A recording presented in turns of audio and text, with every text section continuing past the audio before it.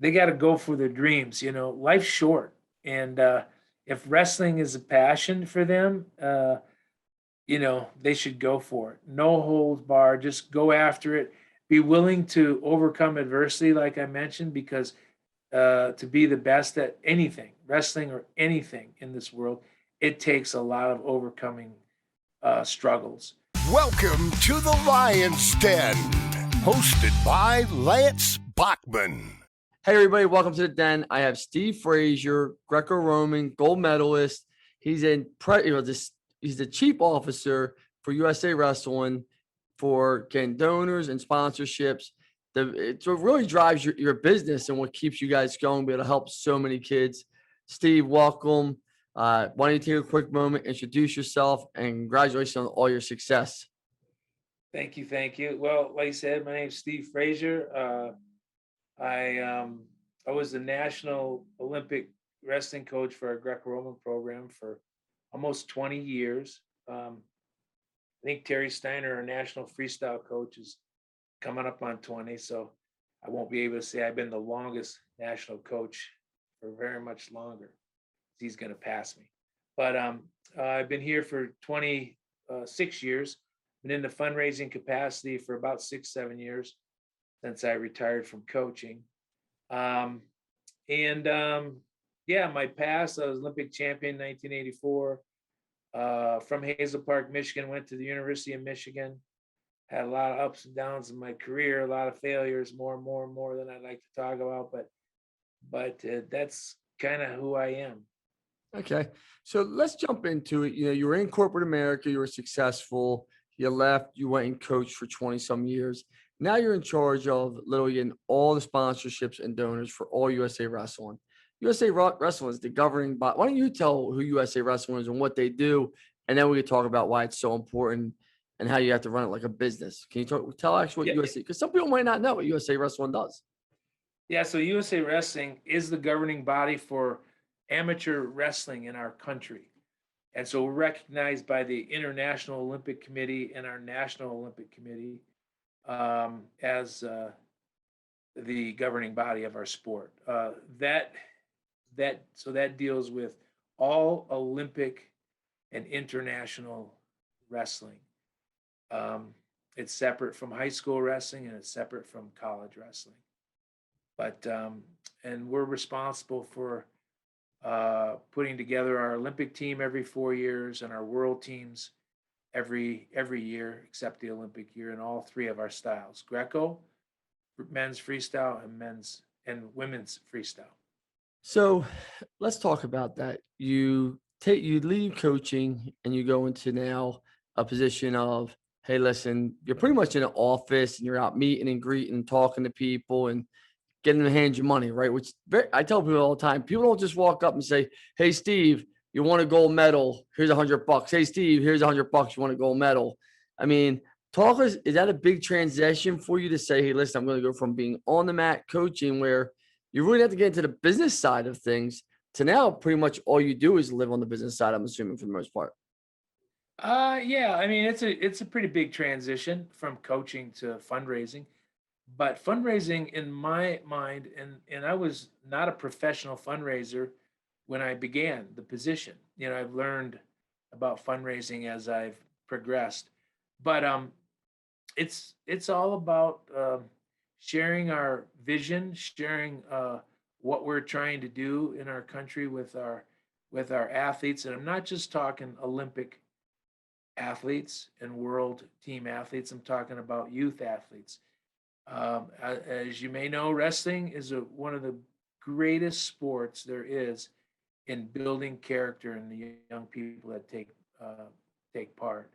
And so it involves all of that. And fundraising is, in my mind, it's about relationship building and just sharing that vision and building relationships, having relationships, engaging people that love the sport of wrestling.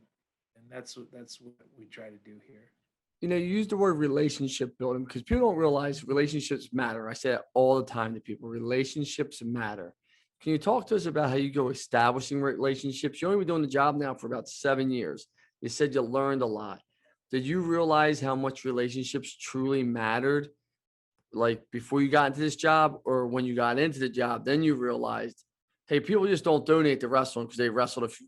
I mean, I was a terrible high school wrestler, and I don't donate for that reason. I donate to help kids. Do Yeah. you got to find their passion? Can you talk about that? Yeah. So, when I say the relationship piece of it, I think I knew that before I came into the position because as a national coach, I was involved with donors as well, just not as much. But it's just all about, I mean, life is really about relationships. So it's just about connecting with people in a positive way, engaging them, trying to help connect them in our sport, help to offer them uh, ticket opportunities and event opportunities. And what I try to do from a fundraising perspective with our VIPs is I try to get them a feeling that they are back of the store. They get inside kind of scoop of what's really happening behind the scenes, and that's one way I try to engage them and try to make our very special supporters feel good about supporting.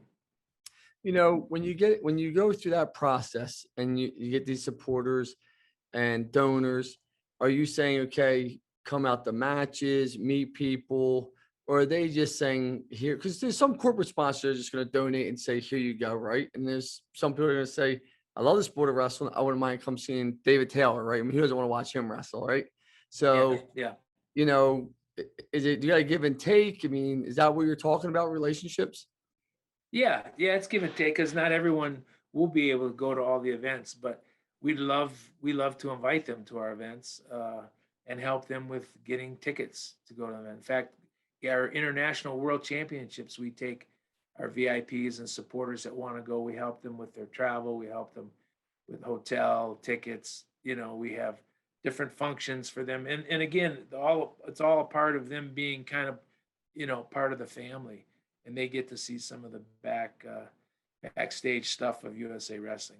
We try to bring our legends, all of our wrestling legends throughout the many years together with our supporters so Most that people they can, don't. So I apologize. no worries. I was just gonna, so they can rub shoulders a little bit together, get to know each other. If you like this content and you're trying to grow your business, follow me at Lance Bachman and Lance Bachman Digital on Facebook. LFG, time to grow. Most people don't realize that USA Wrestling is a business, that you need money, you have employees there, that you need to generate revenue. And you really aren't generating any revenue except for cards that people purchase to be part of you. So, but you're paying for insurance, you're covering a lot of things. I mean, you have a lot of responsibility. I mean, you guys aren't the Franklin Mint over there. You're not printing money. Can you can you talk about why donors are so important and why it's a business and you have to be cash flow positive? And can you talk about that? I don't think many people Yeah, realize yeah. you don't get a ton of government funding. We get zero government funding. I knew that was my point. I hope Yeah, we get zero. So what we do, our annual budget is about $16 million. That's what it costs us to run everything we're doing here at USA Wrestling. That's all the youth engagement, all the youth tournaments, all the way up through the Olympic Games, and membership brings in close to probably 45. Forgive me on the exact numbers, but membership brings in probably about 45% of our revenue. Fundraising brings in a big portion. Our events department brings in a portion. Our sponsorship or partnership department brings in money, and we get money from the U.S. OPC, the U.S. Olympic Committee, Olympic Paralympic Committee. So those are mainly the ways we get our revenue to cover our expenses for for the year. And then we're required by our board to cash flow positively, you know, every year. That's and that's what budget we put forth to them usually. COVID maybe a little different the last year and a half, 2 years, but normally we're there to positively impact our bottom line. I mean, Not make money, but positively impact it. Yeah, of course. I mean, it is a business, right? I mean, you're paying for coaches, you're sending wrestlers across the world to wrestle. I mean, there's a lot that you have to do.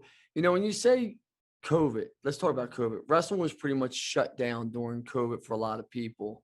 Did that impact you guys? Were you guys like, oh my God, like this could, because I truly believe a lot of these smaller tournaments won't come back. A lot of like some high schools right now aren't letting their youth programs back in this year still. I mean, so, you got to ask yourself that hurt you guys in any way? Well, yeah, COVID. I mean, think about it. COVID wrestling is a face-to-face, cheek-to-cheek sport. So COVID impacted us huge. Um, we were blessed in some ways that COVID hit on the tail end of our membership year. So most of our members had already purchased memberships throughout the whole fiscal year. So we run from September to, September 1 to August 31. So, I think COVID hit in March. And so we've survived COVID very, very well by tightening up the hatches, by trimming our budgets. But revenue was impacted hugely, and was the second year of COVID. This last 12 months. So we're still feeling the impact of it in this new fiscal year. But it's coming back strong. Wrestling is our tournaments are doing well. The kids are coming back to participate in all the tournaments. People are hungry to get back out on the mat. But for a big part of COVID, gyms were closed down. The Olympic Committee is still sort of closed down with having people train here. Do you think that youth wrestling was on the rise and it has been for quite a few years now, youth wrestling. Then it kind of falters in high school. I mean, you spoke about that. Like it seems like high school starts to go back. Well, it definitely goes back. It falters out in some states drastically, right? Can you talk about why you think you see that? I mean, a lot of people have different theories. You listen to podcasts, there's all types. They call it the burnout, the crazy parent.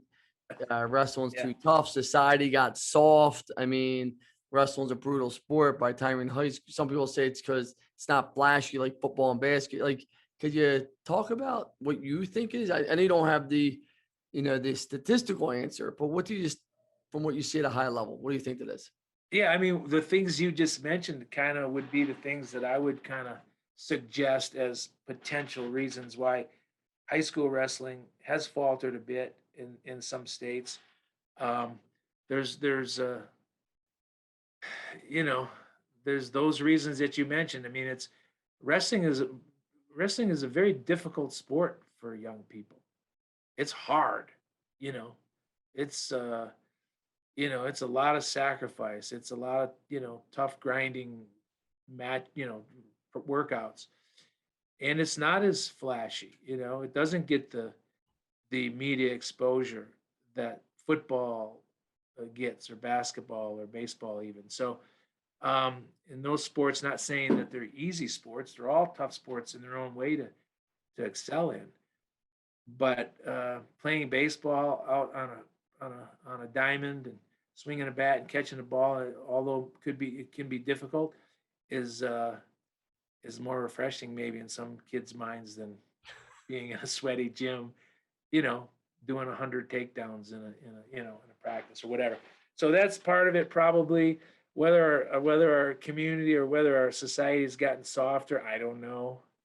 You know, you know, but yeah, I don't know. Maybe there's too many weight classes and they're trying to fill, because it was growing for a while. They got like 15 weight classes. Maybe they should shrink it. Some states shrink it back down to 10 or 12 or something. I know there was just a petition like to cut out 103 or 107. Like, I don't know if they ever cut the weight out or not, but I don't know how it happened. But I know that was a big thing I saw circulating last year or 2 years ago. In PA. Yes. Yeah. So again, it's run state by state. They control their high school wrestling programs. But yeah, I think the good news is there's a really nice effort by our U.S. Wrestling Foundation which is a separate organization from USA Wrestling.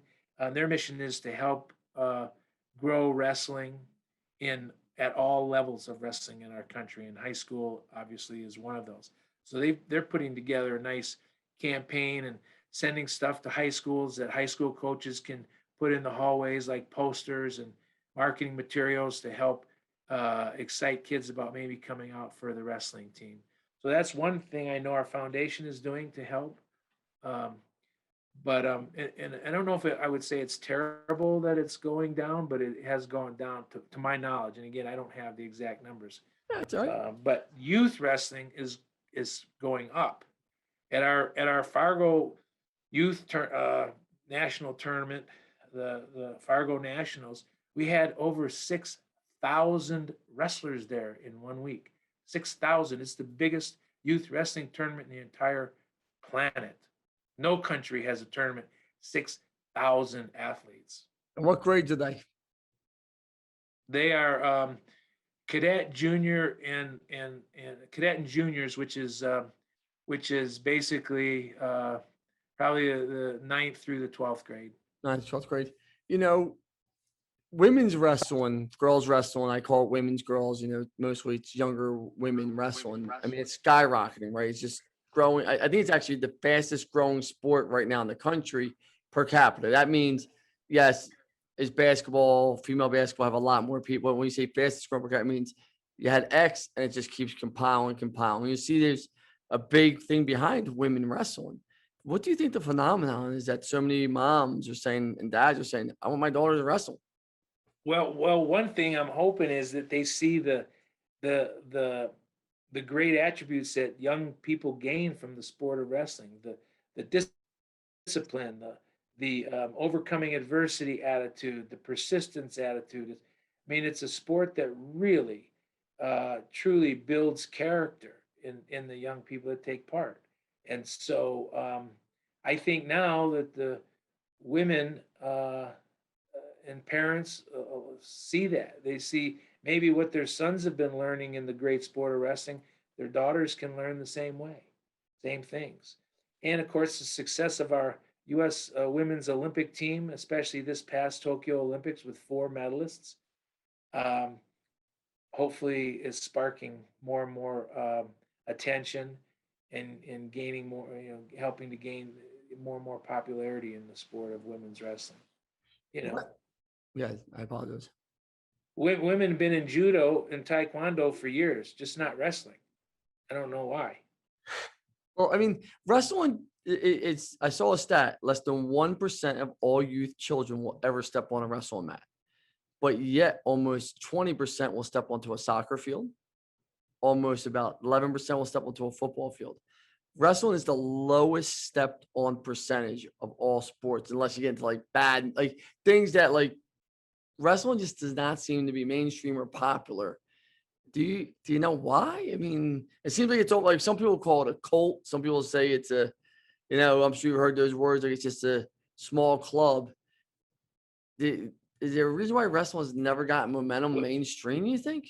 Well, I think if you're asking me, one of the main things is TV. Television, getting stuff on the air makes things popular. The UFC wasn't popular until it started, getting exposed to all the people around the world. And so, every week we see football, every week we see basketball and baseball and hockey, whatever, but we don't see wrestling on TV. So that is something we've fought hard to change for many, many years. And it is changing. It's getting more and more popular, and getting more and more exposure.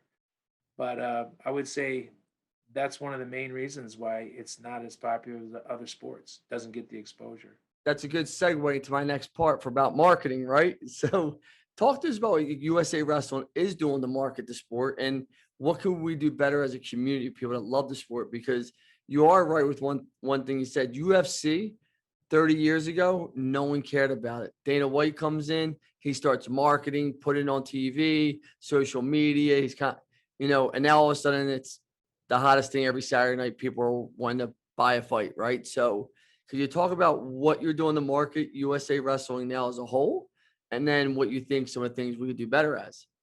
Well, the one thing that we do is of course, we have the mat.com. I think we get, if I'm not mistaken, about 8 million uh, views or whatever annually, uh, and so we have the mat.com is the main way we communicate with the community. We use all social media, Twitter, Instagram, Facebook. Um, And then I mentioned what the foundation is doing to help promote at the high school level. They have an actual program where they're trying to kick off and help high school coaches better market within their schools, by showing not only great wrestlers but some great other athletes that have wrestled, great football players that have wrestled. Stephen Neal, for example, has I think 3 Super Bowl rings on his hand, and was a NCAA champion and a world champion for us. So, anyways, those are some ways, and then just always trying to promote. We have a thing we call the Living the Dream Medal Fund. It's a fund where we help incentivize and reward our Olympic and world medalists. Have you heard of that? Anything about that? Yes.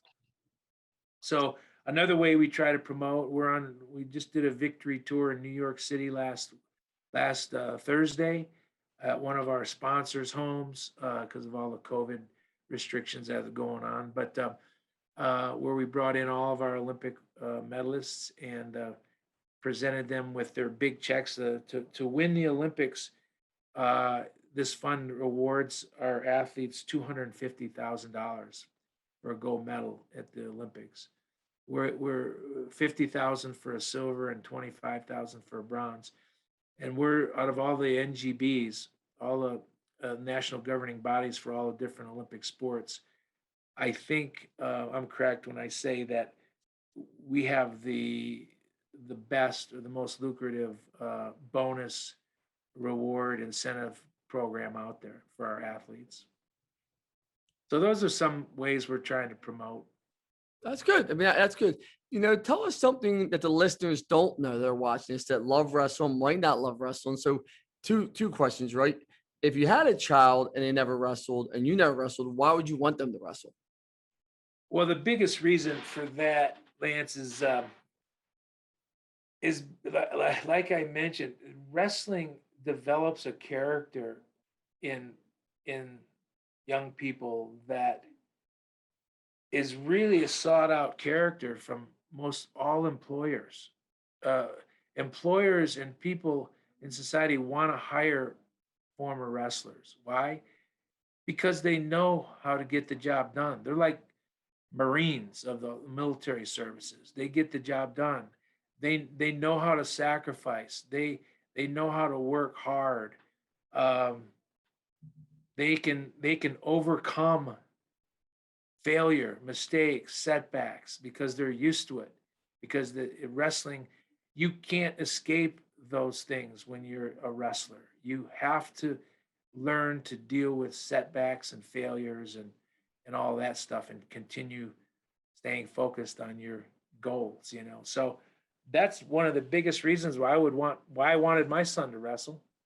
So he learned those. My son only wrestled through his junior year in high school.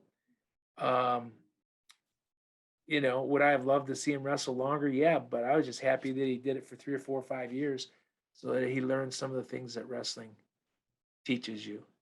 You know, the next question based on wrestling, right? So, why you should do it. What would the listeners, what should they know? Tell us something about what USA Wrestling does that most people don't know. What type of charities are they helping out? Are you guys helping out kids in need at all? What are you giving back to the community so kids can learn how to wrestle? Because most people don't know that you guys might be doing things like that, and they should donate for that reason. If you guys are, I don't know if you are or not, but are you? Yeah. Well, our whole mission is to help uh, kids, um, kids become wrestlers and learn the things that we've been talking about through the sport of wrestling. We have programs like For example, New York Beat the Streets. It's an inner city. It's a program geared for introducing the sport of wrestling to inner city kids in New York City. We have one in Detroit. We have one in LA. We have one in Chicago and Philadelphia. And so that's another program that is out there that is trying to help give back and help get more kids involved in the sport of wrestling. Yeah, it's a great program. On the final roar here, you won a gold medal, you're successful, you worked in corporate America, you coached a gold medal Olympic team, 2 bronze Olympic teams. You're now in corporate America. Again, I'll call it, you might not call it corporate America, but you're in Yeah, corporate America, right? I mean, yeah. you know, for someone watching that wrestled, girl or male, and they want to have your level of success, what would you say to them? What advice would you give them on the final roar? You've had a lot of success, not just on the mat, but also off the mat. What level of advice would you give them? What would you say? Well, what I'd say is, they got to go for their dreams. Life's short, and if wrestling is a passion for them, they should go for it. No holds barred. Just go after it. Be willing to overcome adversity, like I mentioned, because to be the best at anything, wrestling or anything in this world, it takes a lot of overcoming struggles. And so I would encourage them to overcome those struggles and stay focused, stay in there when the going gets tough, and then just have fun with it. I mean, mostly have fun with the sport of wrestling. The wrestlers at the top level, they've learned, majority of them have learned how to turn all of that hard work and all that sacrifice into a fun thing. I mean, to this day, the most fun thing for me out of anything I do is leaving a wrestling room completely drenched in sweat, completely exhausted after freaking just a grueling workout with other wrestlers. And I hit the shower, the water stings my skin because it's raw from the practice. I mean, for me, that's fun. Now you might think I'm crazy, but you learn, part of it is you learn how to enjoy that. Why? Because that experiencing that is going to help you to step up to another level. So you're Well, confident, 100% confident. well, if you're looking to support USA Wrestling, reach out to Steve. How would they get a hold of you, Steve? You can get a hold of me at usawrestling.org or Steve Fraser at usawrestling.org. And I'd love to hear from anybody that's interested in wrestling in general, supporting or just getting more information or trying to become more engaged with our sport. Well, thank you for coming on the Den. Thanks for being candid, open, and honest. We appreciate it, and keep up the great work with USA Wrestling. Yeah, same with you.